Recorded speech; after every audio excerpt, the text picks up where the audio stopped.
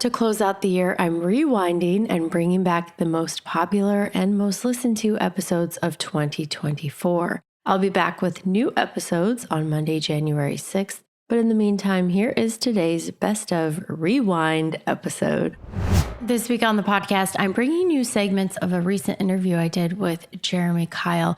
And in today's episode, we are talking about the retirement mistake. Number one, this is the most important mistake that people make, the biggest mistake that you want to avoid. And unfortunately, it's a mistake commonly made. So here is retirement mistake number one, according to Jeremy, which is underestimating the length of your retirement. Now, this is not just on the front end, but also on the back end too. So I think he has a great resource to share with you today and just a lot of insight about why people make this mistake.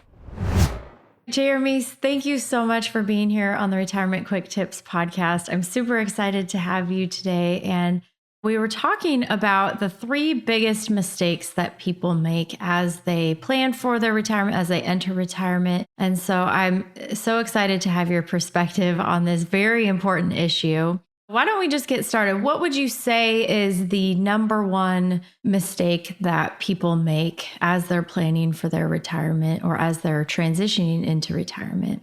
Yeah, the number one mistake you make when you're planning for retirement is you underestimate the length of your retirement, which is both the starting point and the ending point.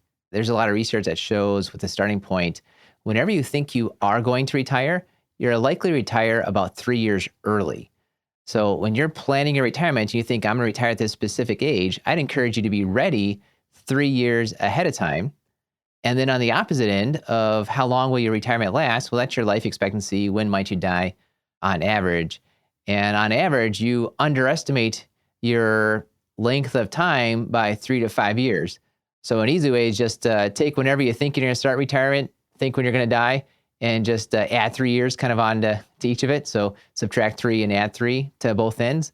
Although in reality, what I encourage you to do is go to a place like longevityillustrator.org and get a personalized longevity estimate. It's based on your health, your gender, smoking status, and it'll give you a great actual scientific estimate for how long might you be living in retirement. Yeah, well, it's so interesting because when you add up the 3 to 5 years at the beginning and then the 3 to 5 years at the end, you could live in retirement for 10 years longer than you actually think that you will. That's not good for planning. Like if you only plan for a 20-year retirement and it's actually more like a 30-year retirement, that's not good.